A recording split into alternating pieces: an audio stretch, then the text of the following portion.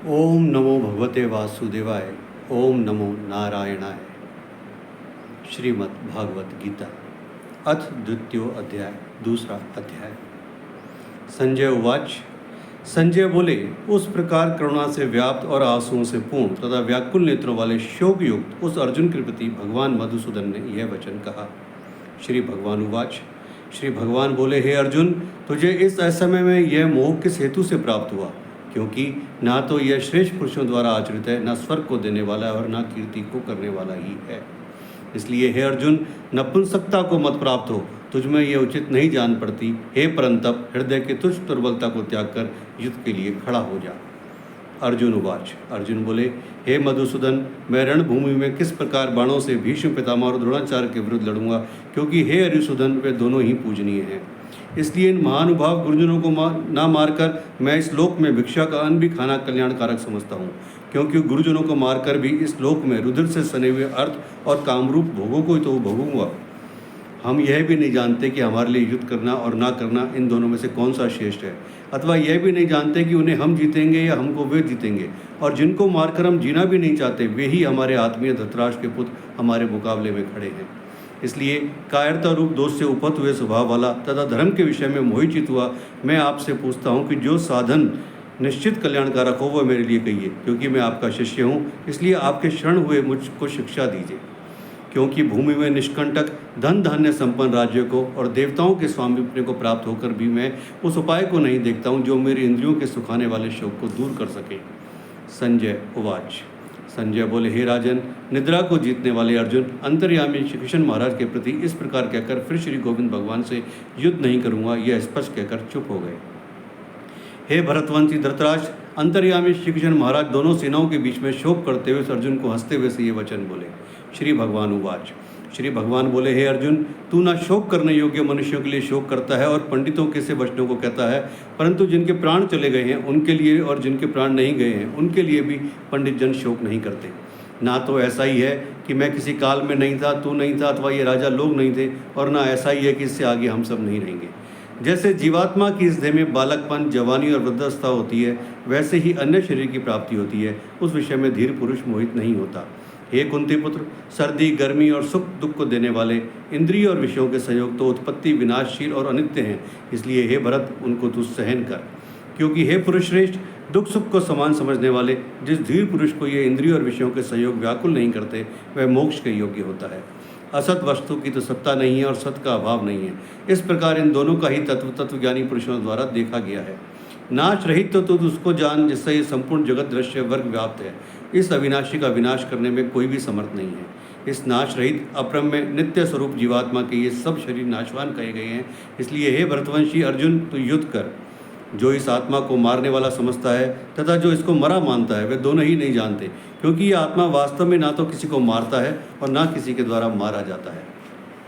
ये आत्मा किसी काल में भी ना तो जन्मता है और ना मरता ही है, तथा ना ही ये उत्पन्न होकर फिर होने वाला ही है, क्योंकि ये अजन्मा, नित्य, सनातन और पुरातन है।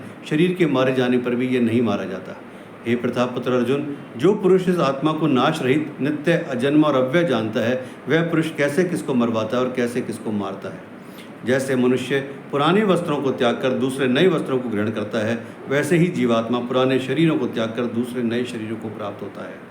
इस आत्मा को शस्त्र नहीं काट सकते, इसको आग नहीं जला सकती, इसको जल नहीं जला सकता और वायु नहीं सुखा सकता, क्योंकि ये आत्मा अछेद्य है। ये आत्मा अधा, अक्लेद और निसंदेह अशोष्य है, तथा ये आत्मा नित्य, सर्वव्यापी, अचल, स्थिर रहने वाला और सनातन है। यह आत्मा अव्यक्त है, ये आत्मा अचिंत्य है और यह आत्मा विकार रहित कहा जाता है। इससे हे अर्जुन, इस आत्मा को उपयुक्त प्रकार से ना जानकर तू शोक करने को योग्य नहीं है, अर्थात तुझे शोक करना उचित नहीं है। किंतु यदि तू इस आत्मा को सदा जन्मने वाला तथा सदा मरने वाला मानता हो, तो भी हे महाभाव, तो इस प्रकार शोक करने को योग्य नहीं है, क्योंकि इस मान्यता के अनुसार जन्मे हुए की मृत्यु निश्चित है और मरे हुए का जन्म निश्चित है। इससे भी इस बिना उपाय वाले विषय में तू शोक करने को योग्य नहीं है। हे अर्जुन, संपूर्ण प्राणी जन्म से पहले अप्रकट थे और मरने के बाद भी अप्रकट हो जाने वाले हैं, केवल बीच में ही प्रकट हैं। फिर ऐसी स्थिति में क्या शोक करना है? कोई एक महापुरुष ही इस आत्मा को आश्चर्य की भांति देखता है और वैसे ही दूसरा कोई महापुरुष ही इसके तत्व का आश्चर्य की भांति वर्णन करता है, तथा दूसरा कोई अधिकारी पुरुष ही इसे आश्चर्य की भांति सुनता है और कोई कोई तो सुनकर भी इसको नहीं जानता। हे अर्जुन, यह आत्मा सबके शरीर में सदा ही अवध्य है, इस कारण संपूर्ण प्राणियों के लिए तू शोक करने के योग्य नहीं है, तथा अपने धर्म को देखकर भी तू भय करने योग्य नहीं है, अर्थात तुझे भय नहीं करना चाहिए, क्योंकि क्षत्रिय के लिए धर्मयुक्त युद्ध से बढ़कर दूसरा कोई कल्याणकारी कर्तव्य नहीं है। हे पार्थ, अपने आप प्राप्त हुए और खुले हुए स्वर्ग के द्वार रूप इस प्रकार के युद्ध को भाग्यवान क्षत्रिय लोग ही पाते हैं, किंतु यदि तू इस धार्मिक युद्ध को नहीं करेगा तो स्वधर्म और कीर्ति को खोकर पाप को प्राप्त होगा, तथा सब लोग तेरी बहुत काल तक रहने वाली अपकीर्ति का भी कथन करेंगे, और माननीय पुरुष के लिए अपकीर्ति मरण से भी बढ़कर है, और जिनकी दृष्टि में तू पहले बहुत सम्मानित होकर अब लघुता को प्राप्त होगा, वे महारथी लोग तुझे भय के कारण तुझसे हटा हुआ मानेंगे। तेरे वैरी लोग तेरे सामर्थ्य की निंदा करते हुए तुझे बहुत से ना कहने योग्य वचन भी कहेंगे, उससे अधिक दुख और क्या होगा। या तो तू युद्ध में मारा जाकर स्वर्ग को प्राप्त होगा, अथवा संग्राम में जीतकर पृथ्वी का राज्य भोगेगा। इस कारण हे अर्जुन, तू युद्ध के लिए निश्चय करके खड़ा हो जा। जय पराजय, लाभ हानि और सुख दुख को समान समझकर उसके बाद युद्ध के लिए तैयार हो जा। इस प्रकार युद्ध करने से तू पाप को नहीं प्राप्त होगा। हे पार्थ, यह बुद्धि तेरे लिए ज्ञान योग के विषय में कही गई, और अब तू इसको कर्म योग के विषय में सुन। जिस बुद्धि से युक्त हुआ तू कर्मों के बंधन को भली भांति त्याग देगा, अथवा अर्थात सर्वथा नष्ट कर डालेगा। इस कर्मयोग में आरंभ का अर्थात बीज का नाश नहीं है, और उल्टा फलरूप दोष भी नहीं है, बल्कि इस कर्म योग रूप धर्म का थोड़ा सा भी साधन जन्म मृत्यु रूप मान वैसे रक्षा कर लेता है। हे अर्जुन, इस कर्म योग में निश्चयात्मिका का बुद्धि एक ही होती है, किंतु अस्थिर विचार वाले विवेकहीन सकाम मनुष्यों की बुद्धियाँ निश्चय ही बहुत भेदों वाली और अनंत होती हैं। हे अर्जुन, जो भोगों में तन्मय हो रहे हैं, जो कर्म फल के प्रशंसक वेद वाक्यों में ही प्रीति रखते हैं, जिनकी बुद्धि में स्वर्ग ही परम प्राप्य वस्तु है और जो स्वर्ग से बढ़कर दूसरी कोई वस्तु ही नहीं है, ऐसा कहने वाले हैं, वे अविवेकी जन इस प्रकार के जिस पुष्पित अर्थात दिखाऊ शोभायुक्त वाणी को कहा करते हैं, जो कि जन्म रूप कर्म फल देने वाली एवं भोग तथा ऐश्वर्य की प्राप्ति के लिए नाना प्रकार की बहुत सी क्रियाओं का वर्णन करने वाली है, उस वाणी द्वारा जिनका चित्त हर लिया गया है, जो भोग और ऐश्वर्य में अत्यंत आसक्त है, उन पुरुषों की परमात्मा में निश्चय आत्मा का बुद्धि नहीं होती। हे अर्जुन, वेद उपयुक्त प्रकार से 3 गुणों के कार्य रूप समस्त भोगों एवं उनके साधनों का प्रतिपादन करने वाले हैं, इसलिए तू उन भोगों एवं उनके साधन में आसक्तिहीन, हर शोकादि द्वंद्वों से रहित, नित्य वस्तु परमात्मा में स्थित, योग क्षेम को ना चाहने वाला और स्वाधीन अंतःकरण वाला हो। सब ओर से परिपूर्ण जलाशय के प्राप्त हो जाने पर छोटे जलाशय में मनुष्य का जितना प्रयोजन रहता है, ब्रह्म को तत्व से जानने वाले ब्राह्मण का समस्त वेदों में उतना ही प्रयोजन रह जाता है।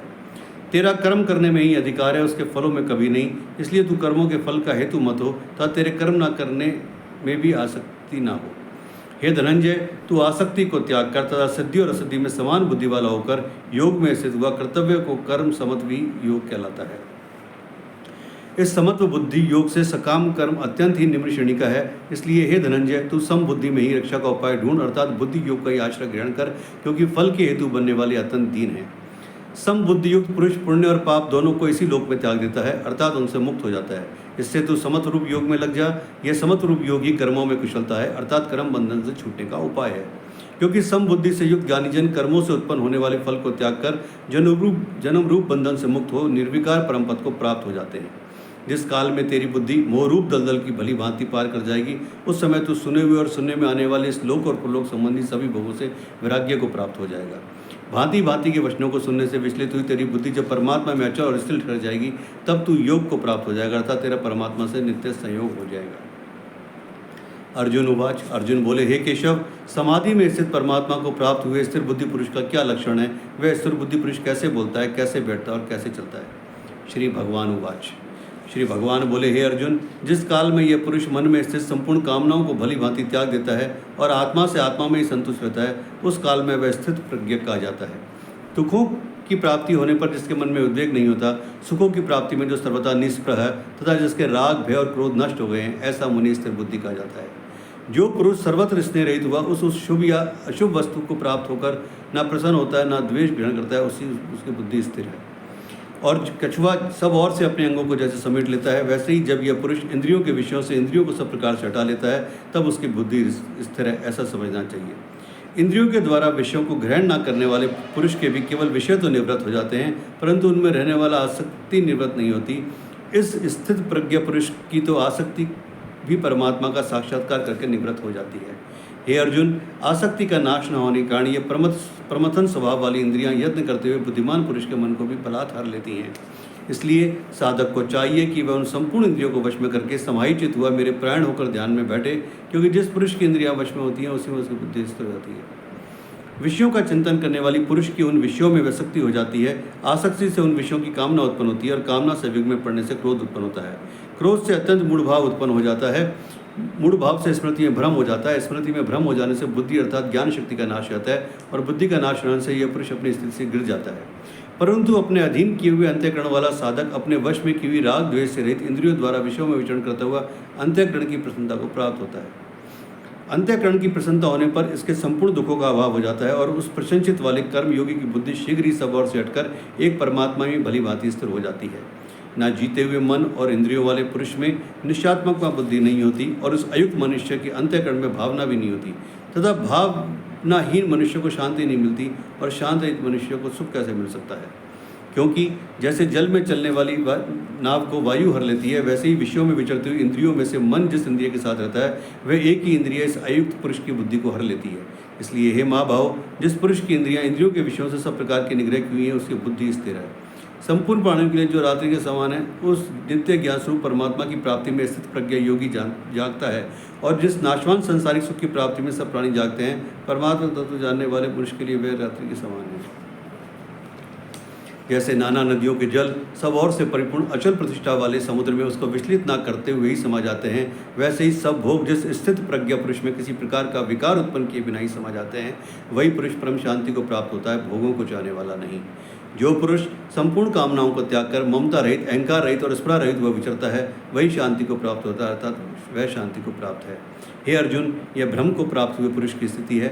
इसको प्राप्त होकर योगी कभी मोहित नहीं होता और अंतकाल में भी इस ब्रह्मी स्थिति में स्थित होकर ब्रह्मानंद को प्राप्त हो जाता है। ओम तत्सदिति श्रीमद्भगवद्गीता सुपनिषत्सु ब्रह्म विद्यायाम योग शास्त्रे श्री कृष्ण अर्जुन संपादे सांख्य योगो नमः नाम द्वितीयोध्याय। श्रीमद्भगवद्गीता। ओम नमो नारायणाय, ओम नमो भगवते वासुदेवाय। हे वासुदेव कृष्ण, हे नारायण, हे गुरुवर, आपको कोटि कोटि नमन कि आपने मुझे श्रीमद्भगवद्गीता पाठ करने का मौका प्रदान किया। कोटि कोटि नमन, कोटि कोटि नमन, कोटि कोटि नमन।